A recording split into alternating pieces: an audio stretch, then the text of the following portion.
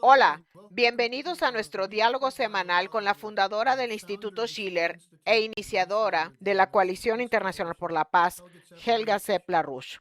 Hoy es 19 de agosto de 2026. Soy Harley Schlanger y seré su anfitrión. Pueden enviar sus preguntas y comentarios a Helga por correo electrónico a questions@schillerinstitute.org.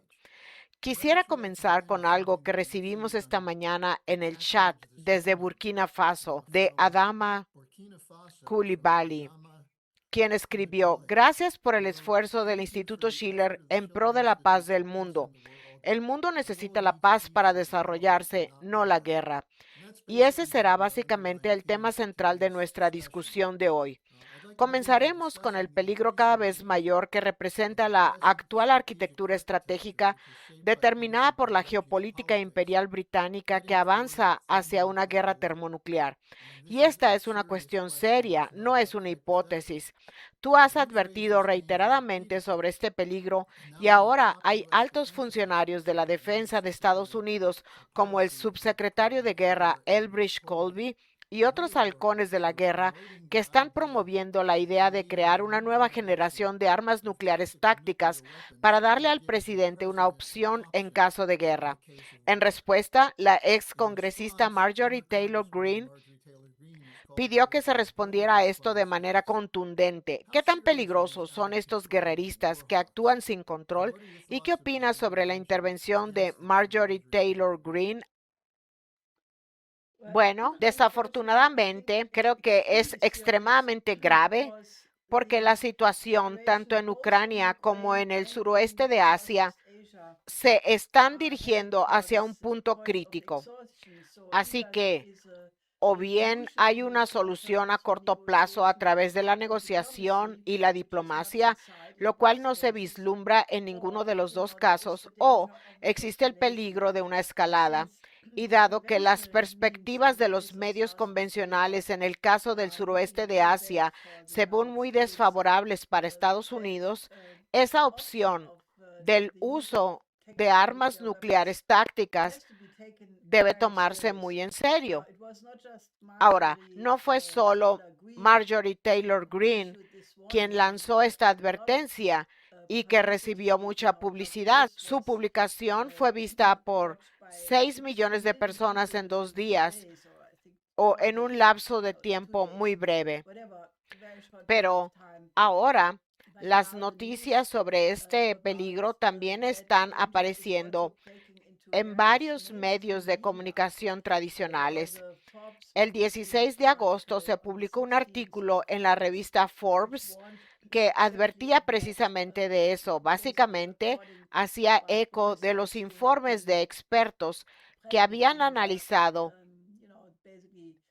escenarios en los que el uso de una sola arma nuclear desencadenaría inevitablemente en una guerra nuclear global, seguida de un invierno nuclear que provocaría hambruna masiva y finalmente la muerte por inanición a gran escala y el fin de la vida en el planeta. Así que creo que esto es extremadamente grave y ahora la situación en el suroeste de Asia es increíble porque todos los informes que hemos estudiado y toda la información que podemos obtener indican que Estados Unidos ha perdido el control de la situación. Los informes increíbles de lo que ocurrió en el portaaviones USS Lincoln, donde prácticamente hubo un motín de los marines y de los soldados de la Armada debido a la falta de alimentos y a las malas condiciones generales. Eso es el resultado de que las bases estadounidenses en los estados del Golfo han sido prácticamente desmanteladas, especialmente en Bahrein, que era la sede de la Quinta Flota. Así que para el reabastecimiento logístico tienen que recorrer 2.200 millas hasta Diego García, que está muy lejos. Esto es insostenible. Además, hay informes de que las municiones de Estados Unidos se han agotado tanto que los iraníes claramente tienen la ventaja. Por lo tanto, cuando el presidente Trump dice que Estados Unidos tiene el control del estrecho de Hormuz, que ahora es territorio estadounidense y que el bloqueo es perfecto, la realidad es todo lo contrario. Y cuando Hegseth pronunció un discurso en el que dijo que la capacidad de Irán para producir misiles y drones ha sido destruida porque su base industrial está destruida, es como una imagen invertida, porque esa es la situación de Estados Unidos y no la de Irán. Irán, aunque ha sufrido pérdidas y bajas graves de manera muy evidente, cuenta con una industria que funciona en gran medida. Aumentan la producción de armas a un ritmo mayor al que se destruyen. Así que la situación es exactamente lo contrario de lo que el gobierno de Trump se dice a sí mismo y al mundo. Y por lo tanto, el peligro radica en que si se están discutiendo opciones como las que mencionaba Elbridge Colby y Marjorie Taylor Greene, parece haber obtenido información privilegiada sobre estas discusiones, lo cual también ha sido confirmado por muchas otras personas. Hay que tomarlo con extrema seriedad. Así que solo puedo agregar que el mundo nunca ha estado tan cerca del peligro de una situación fuera de control que conduzca a una guerra nuclear mundial. Y ya que mencionaste al imperialismo británico en tu introducción, bueno, quiero decir que los británicos han estado suministrando misiles de largo alcance a Ucrania. Creo que se trata de los misiles Storm Shadow y también de drones que se están utilizando en lo profundo del territorio ruso. Así que eso ha provocado ahora una respuesta muy seria por parte de la embajada rusa en Londres, en el que se afirma que todas estas medidas británicas recibirán una respuesta adecuada. Incluso el ministro de Relaciones Exteriores, Lavrov, se refirió a ello y dijo que Rusia responderá sin duda alguna a estas provocaciones de manera muy contundente. Así que creo que estamos al borde de algo y que sin duda debemos dar marcha atrás porque las guerras mundiales, al igual que las guerras en general, nunca transcurren tal como alguien las planeó, sino que siempre hay algo que se sale de control y entonces ocurre una catástrofe. Y estamos más cerca de eso que en cualquier otro momento desde el final de la Segunda Guerra Mundial, incluida la crisis de los misiles en Cuba. Analicemos estas dos situaciones que mencionaste, Ucrania y el suroeste de Asia. Empezando por Ucrania, una de las cosas que dijo Lavrov es que los rusos considerarán a Gran Bretaña como parte beligerante en la guerra y por lo tanto como un objetivo legítimo. Ahora bien, algunos medios británicos están tratando de restar importancia a estas advertencias diciendo que Gran Bretaña no debe dejarse intimidar por las declaraciones rusas. ¿Qué opinas sobre este tipo de provocación absoluta de los medios británicos que obviamente emana de las redes militares y de seguridad? Creo que refleja una política de ciertas, yo las llamaría capas oligárquicas imperialistas en Occidente, y la City de Londres es obviamente un lugar crucial porque ahí es donde se concentra gran parte del poder financiero del sistema financiero transatlántico y están en bancarrota. Hay una crisis enorme en el mercado de bonos, hay una crisis enorme en la burbuja de la inteligencia artificial y es evidente que este sistema está a punto de entrar en una crisis sistémica. Y parece que algunos círculos piensan que la única forma de evitarlo es yendo a la guerra. Pero eso conducirá a una catástrofe porque Rusia sigue siendo la potencia nuclear más fuerte del planeta y si se le acorrala, lo ha dejado muy claro y cuenta con una doctrina nuclear que establece que cuando la existencia de la Federación Rusa se vea amenazada, responderá con un ataque nuclear. y que nadie sobrevivirá. Europa quedará eliminada al igual que Estados Unidos, pero Europa sin duda, y Gran Bretaña se ha colocado en este momento al frente de la lista de los objetivos.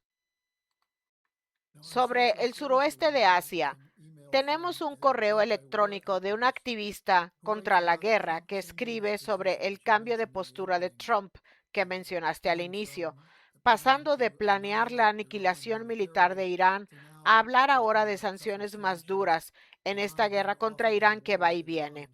El memorando de entendimiento ha expirado. Hay indicios de que Teherán podría lanzar una ofensiva en lugar de esperar a Estados Unidos. Ahora, Trump también ha admitido finalmente que no hay negociaciones en curso con Irán, por lo que cada vez parece más una guerra sin fin. Según escribe esta persona, quien dice, dadas las inconsistencias que provienen del gobierno de Trump, esto socava cualquier perspectiva de una negociación seria. Entonces, ¿cómo puede haber negociaciones con Trump? Bueno, si observas las declaraciones de Trump en las últimas 1 o 2 semanas, se las arregla para decir en un mismo día exactamente lo contrario de lo que acaba de decir. ¿Hay negociaciones? No, no hay negociaciones. El estrecho de Hormuz pertenece a Estados Unidos y al momento siguiente amenaza a Omán. No quiero repetir el lenguaje que usó en esta ocasión, pero está diciendo cosas tan descabelladas que me quedo absolutamente atónita. Normalmente uno pensaría que los jefes de Estado europeos o los periodistas honestos de los medios convencionales dirían que algo anda mal en alguien que habla así, que ese no es un comportamiento civilizado. Pero, ¿escuchas alguna palabra de algún jefe de Estado, ministro o periodista? Al parecer, no hay periodistas honestos, porque de lo contrario dirían algo, ya que el papel de los medios debería ser comentar sobre las cosas cuestionables o incorrectas en la vida política. El hecho de que nada de esto se comente te da la idea de que existe una insensibilidad increíble, no sé cómo llamarlo, no solo en el gobierno, sino también en la llamada Alianza Occidental. Si recuerdas la imagen de cuando todos los líderes de la Unión Europea fueron a la Casa Blanca y estaban sentados allí como niños de escuela alrededor de papá Trump, escuchando lo que él decía. Creo que si la gente solo comparara eso con líderes anteriores como Roosevelt, Kennedy, De Gaulle, Adenauer o Helmut Schmidt, quizá uno no estuviera de acuerdo con ellos en todos los casos, pero eran hombres de Estado, eran estadistas. Y no quiero llamar a Angela Merkel una estadista, pero al menos ella se comportaba de manera civilizada. Así que creo que hemos entrado en una situación que yo diría tiene todas las características de un colapso decadente de un imperio, y por eso a la gente ya no le molesta si alguien dice como Calígula. Nombro a mi caballo como el próximo emperador. Esa no sería una declaración sorprendente. Así que creo que estamos llegando al final de un sistema y todos estos son síntomas de ello. Bueno, ahora solo para profundizar un poco más en el tema de la diplomacia de Trump, en los últimos días se activó la llamada Junta de Paz, en la que Kushner, yerno del presidente y líder de la Junta de Paz, se reunió con Hamas y luego entabló conversaciones con Netanyahu, quien es en esencia casi un padrino para Kushner. Netanyahu solía alojarse en la casa de los Kushner cuando venía a Nueva York. Ahora, parece que Kushner le dio la luz verde a Israel para continuar con el genocidio contra los palestinos. Así que tenemos una pregunta. ¿Tiene alguna credibilidad la Junta de Paz? No, creo que ninguna. Quiero decir, la situación es tan grave que cuando Ben-Gvir, El ministro de Policía o de Seguridad Interna de Israel grabó recientemente un video en el que dijo muy abiertamente lo que ya había dicho antes, es decir, que cada noche deberían matarse entre 30 y 40 palestinos que no tienen derecho a vivir, que ni siquiera deberían ser llamados seres humanos. Quiero decir, eso por primera vez que yo sepa, ha tenido cobertura en los principales medios de comunicación alemanes, en la televisión alemana, en la radio y en varios medios impresos. Y ahora, por primera vez, el portavoz de política exterior de la CDU ha exigido sanciones contra Ben-Gvir, que la Unión Europea imponga sanciones. Ahora bien, creo que estas personas se dan cuenta de que si no se distancian de eso, el mundo entero reconocerá que lo que dice Ben-Gvir no es nada diferente de lo que decían los nacionalsocialistas hace unos 80 años en Alemania. Y si Alemania no se distanciara de eso en los términos más enérgicos posibles, alguien diría que es exactamente lo mismo. Así que creo que esto es una tragedia y creo que la única esperanza sería realmente que el pueblo estadounidense se movilizara aún más, obligando a Trump simplemente con su mera resistencia a intervenir, porque ¿quién más que Estados Unidos debería intervenir para detener esto? Están escuchando a Helga Sepp-LaRouche del Instituto Schiller. Tengo aquí la cita de Ben-Gvir. Un periodista palestino nos la envió y tenía una pregunta al respecto. La cita dice, hay gente allí, refiriéndose a los palestinos, que no merece vivir, no deberían vivir, ni siquiera son personas. Y luego pidió que se asesinen entre 30 y 40 personas por día. Así que el periodista dijo, esto es una burla para quienes dicen nunca más. Y pregunta, ¿hay alguna reacción ante esto en Occidente? Algo que ya abordaste en parte. Sí, creo que definitivamente está en los titulares y creo que confirmará lo que mucha gente ya ha estado observando. Pero como dije, no es suficiente, porque esto está sucediendo todos los días y probablemente afecta a más de 30 o 40 personas. Y por lo tanto, debe haber una movilización para intervenir y la única posibilidad que veo es que Trump anteponga su responsabilidad a su lealtad hacia sus patrocinadores financieros. Y eso solo puede suceder si hay suficientes personas en Estados Unidos que lo dejen claro. Me refiero a que ya están en las primarias. La mayoría de los candidatos respaldados por Trump han perdido a pesar de las enormes, enormes cantidades de dinero que llegaron para apoyar, obviamente, a los leales a él, pero perdieron en gran número por todas partes. Y ese es el mensaje que se necesita, porque ¿qué más se puede hacer? Ahora bien, una de las voces que se ha hecho oír es la del Papa León XIV. Y tú has estado muy involucrada en asegurarte de que lo que él dice se difunda. Alguien escribió preguntando sobre la idea de enviar una nueva carta al Papa para pedir que se convoque una conferencia para poner fin a las guerras. ¿Qué puedes decir al respecto? Esto es muy importante y les pediría a todos los que están viendo o escuchando este programa en este momento que se sumen de inmediato a este esfuerzo.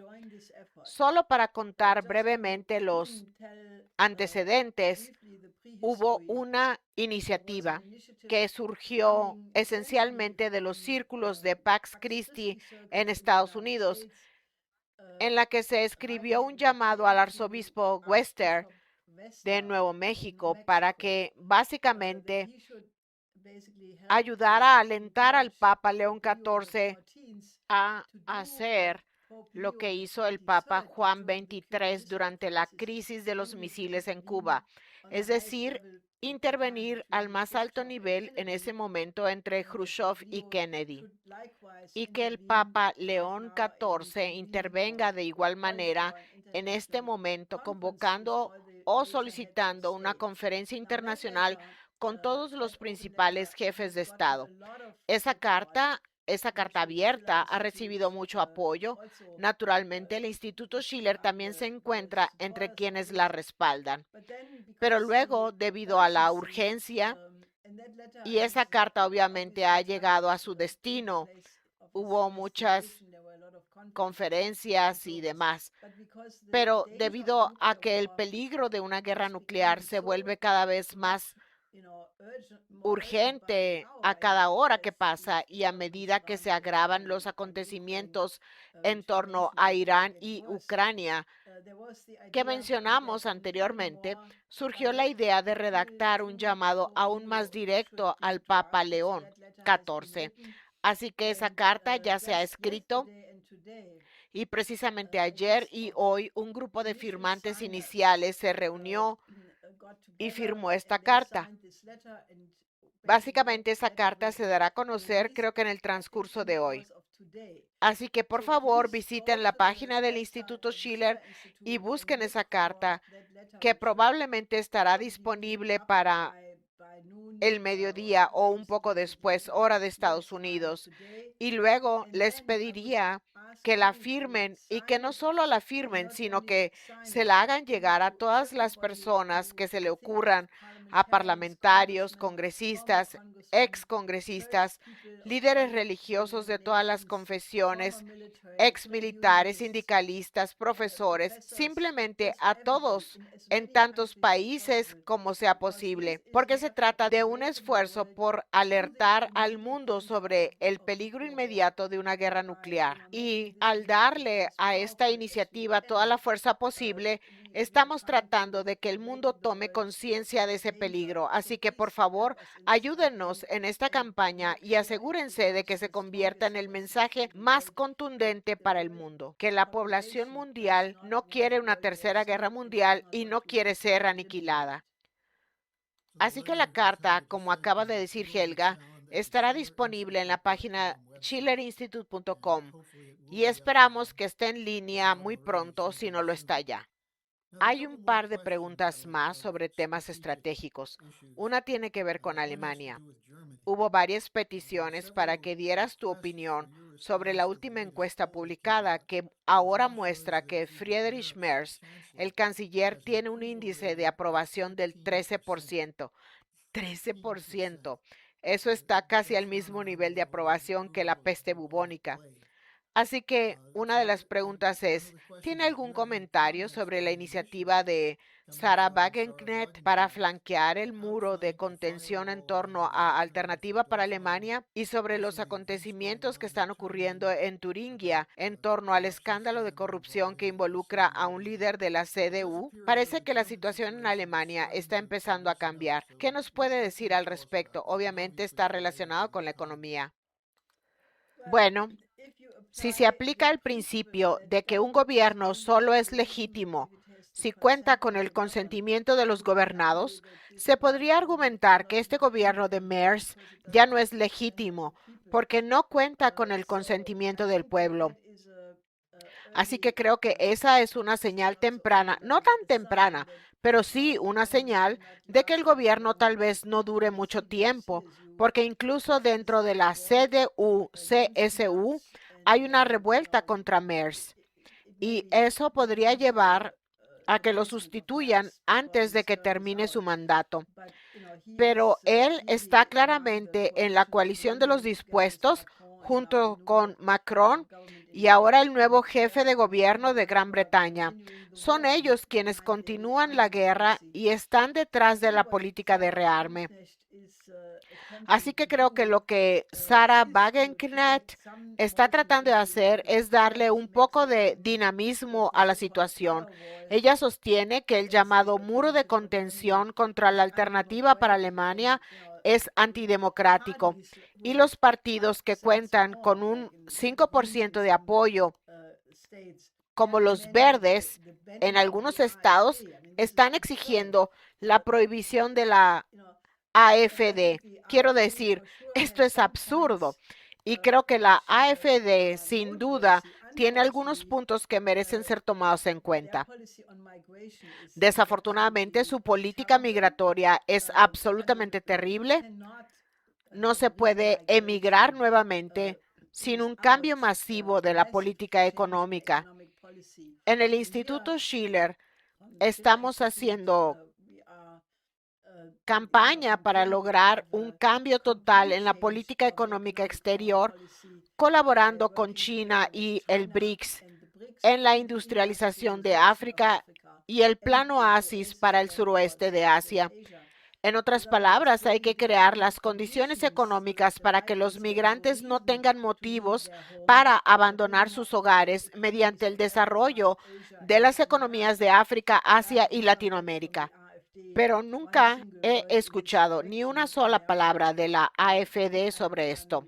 Por eso me preocupa mucho qué pasará con la cuestión migratoria si la AfD llegara al poder. En cualquier caso, no son peores que el gobierno actual, porque es el gobierno actual el que no está haciendo nada para detener el peligro de guerra, y solo cabe esperar que si hubiera un cambio, tal vez incluso algún tipo de, creo que Wagenknecht ha propuesto un ministro presidente por encima de los partidos, lo cual es una opción que hay que considerar. En cualquier caso, cualquier cosa es mejor que el status quo actual.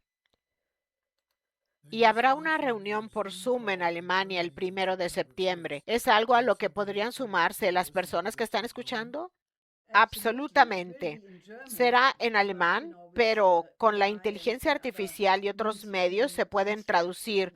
Tal vez incluso consideremos una interpretación por IA al inglés. Sí, este es un llamado muy urgente que hemos lanzado para detener el colapso de Alemania. La economía alemana está en caída libre.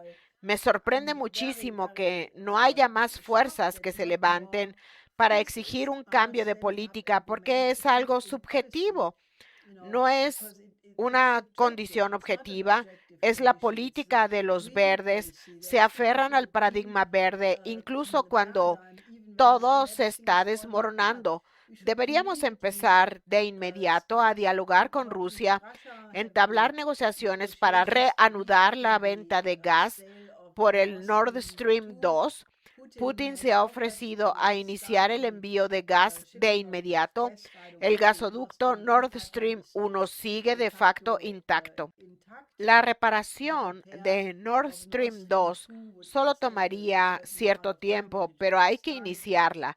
Se deben poner en marcha de inmediato otros medios de suministro de gas. Se necesita la energía barata si se quiere reactivar la economía alemana. Debemos unirnos sin lugar a dudas a la mayoría global que cuenta con los mercados en expansión a los que Alemania no está aprovechando. Pero eso requeriría una relación positiva con China, una relación positiva con Rusia y una relación positiva con los países del BRICS en general. Y ese cambio es absolutamente necesario y eso se discutirá el 1 de septiembre. Así que únanse a esta iniciativa, pues se trata de un esfuerzo para evitar que la economía alemana se estrelle estrepitosamente contra la pared. Estamos a punto de perder todo lo que se construyó después de la Segunda Guerra Mundial. Todo el tejido social está en juego y por consiguiente esto provocaría el colapso de toda la economía europea, ya que el caos sería la consecuencia inevitable de las políticas actuales. Por tanto, el cambio es más urgente que nunca. Por eso definitivamente deberían sumarse a esta iniciativa. Tengo una pregunta de un periodista de Pakistán sobre la formación del acuerdo de defensa entre Turquía, Pakistán y Arabia Saudita. Dijo, los funcionarios del gobierno de Trump están difundiendo que esto es prueba de que el enfoque de Trump hacia Oriente Medio está funcionando. En otras palabras, los acuerdos de Abraham. Pero el periodista dijo que no está de acuerdo y afirmó, parece ser un medio a través del cual las naciones de la región están tratando de dejar de estar subordinadas a Estados Unidos o de depender de este país en materia de seguridad. y pide tu opinión al respecto. Bueno, por supuesto, es un esfuerzo. En primer lugar, el hecho de que la alianza se haya formado en la Meca fue una clara señal de que se trata de un paso hacia una alianza de base islámica. Otros países han expresado su interés en unirse. Las bases estadounidenses en los países de la cooperación del Golfo ya no son sostenibles, porque ¿cómo se puede mantener la logística allí? Las bases estadounidenses están mucho más destruidas de lo que se ha admitido públicamente. Así que todos estos países están buscando una alternativa y mucha gente lo ha menospreciado, incluso personas que por lo demás tienen puntos de vista razonables. Creo que no es algo que deba considerarse como una cuestión estática. Planeamos intensificar nuestra campaña para combinar esta alianza con el Plan Oasis ampliado, que consiste en abarcar a toda la región desde la India hasta el Mediterráneo, desde el Cáucaso hasta los estados del Golfo, que es esencialmente todo desierto, y lograr que todos los países adopten el Plan Oasis ampliado, lo que significaría utilizar tecnologías y técnicas chinas para reverdecer el desierto, ampliar los corredores de desarrollo ya construidos en la región, el corredor CPEC, el corredor de transporte norte-sur y extenderlos desde Irán, Irak, Siria, Jordania, Israel, Palestina y Egipto, y luego otro que llegue hasta Turquía y se adentre en Europa, de modo que toda la región vuelva a convertirse en el centro entre Asia, África y Europa, tal como lo fue en la época de la antigua ruta de la seda. Y esa es una perspectiva que, en mi opinión, es absolutamente necesaria para sumarse a esta alianza de la Meca, porque muchos de los países de la región están completamente devastados por las guerras intervencionistas anteriores. Además, el nuevo nombre de la paz es el desarrollo, así que creo que deben mantenerse al tanto, porque en breve anunciaremos una primera conferencia por Zoom sobre este tema. Tengo una pregunta más para ti. En realidad hay muchas más para aquellos que envían preguntas. Están sucediendo tantas cosas que tenemos que elegir las que consideramos más apropiadas, pero intentaré conseguirles respuestas, así que sigan enviando sus preguntas. Alguien aquí se describe ahora como un observador de larga data de LaRouche y dice, dado los precisos pronósticos económicos que hizo en el pasado su difunto esposo Lyndon LaRouche, así como tú y otros colaboradores de EIR, ¿cuáles son las perspectivas de escapar de una grave crisis del dólar si las cosas siguen en la misma dirección? Ninguna. No. Si las cosas siguen por el mismo camino, creo que estamos al borde del estallido de una nueva burbuja que podría desencadenarse por muchos factores. Pero a la fecha ya nos enfrentamos a una grave crisis de los precios de la energía y como resultado a una escasez de alimentos.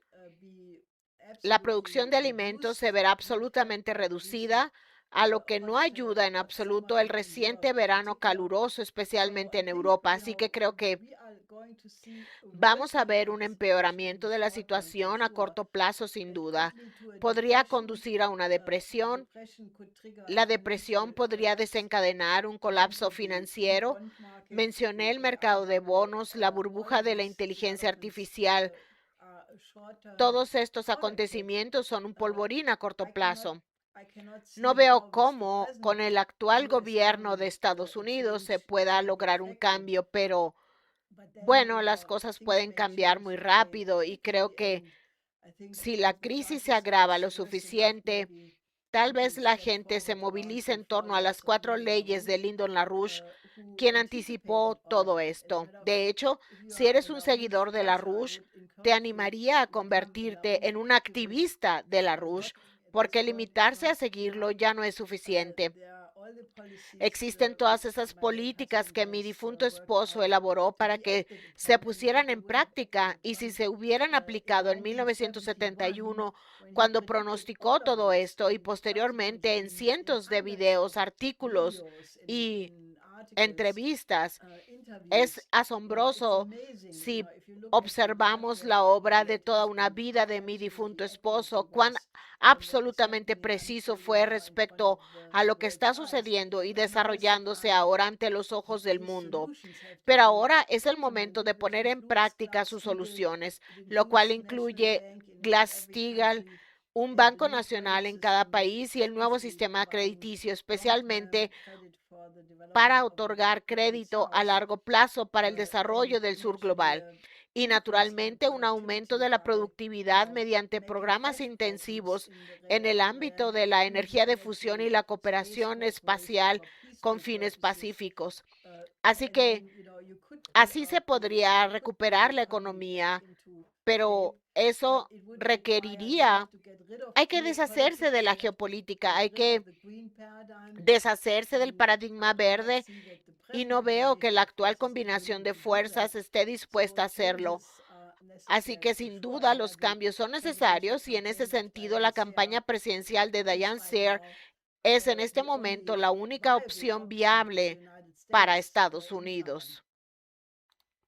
El 4 de septiembre se celebrará la próxima mesa redonda de la EIR y la Coalición Internacional por la Paz sobre el desarrollo pacífico de Latinoamérica, y luego también el 11 de septiembre, algo muy importante, el Instituto Schiller organizará un concierto en el que se interpretará la Novena Sinfonía de Beethoven. ¿Podrías decirnos algo sobre estos dos eventos? Sí, el 4 de septiembre es una iniciativa muy importante sobre las políticas actuales de Estados Unidos para intentar imponer su dominio sobre Latinoamérica y expulsar especialmente a China, además de a Rusia, lo cual no va a funcionar.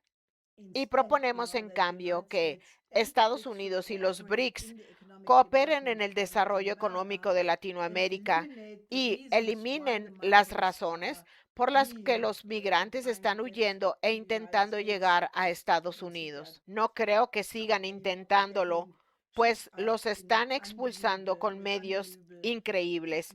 Las tácticas de ICE y demás están convirtiendo la reputación de Estados Unidos en un espectáculo de horror.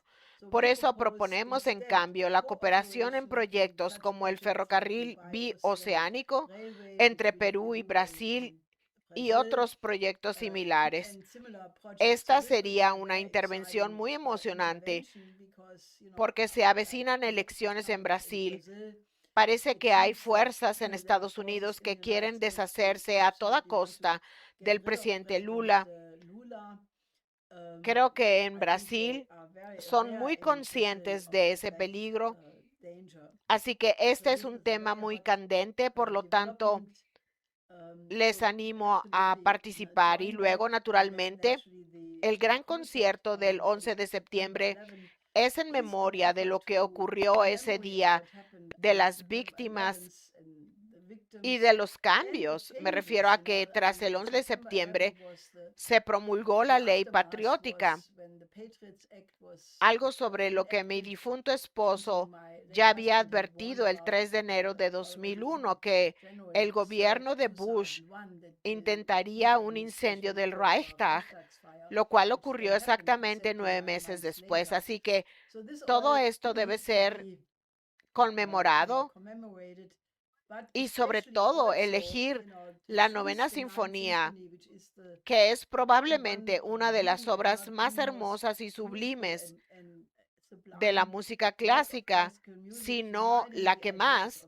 que une la música de Beethoven con las ideas de la Oda a la Alegría de Federico Schiller, lo que celebra la imagen del ser humano y un universo hermoso, así como el amor de Dios al haber creado dicho universo. No existe música más sublime ni más noble que esa, y queremos utilizarla como antídoto frente al actual colapso cultural de la sociedad occidental que se vuelve cada día más decadente y violenta, sencillamente horrible. Por eso, en términos de crisis, necesitamos algo que eleve a las personas y nos recuerde a todos la dignidad y la belleza de la persona humana. Y por eso estamos organizando este concierto. Así que definitivamente deberían contactarnos y mantenerse en contacto con nosotros respecto a todas estas iniciativas.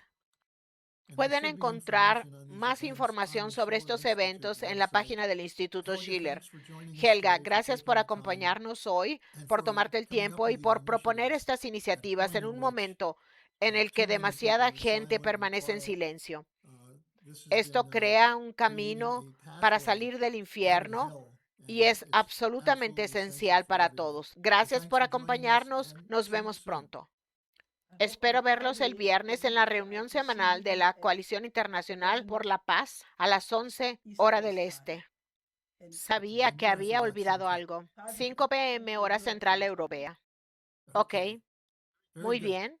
See Nos you then. vemos. Nos vemos. Ok.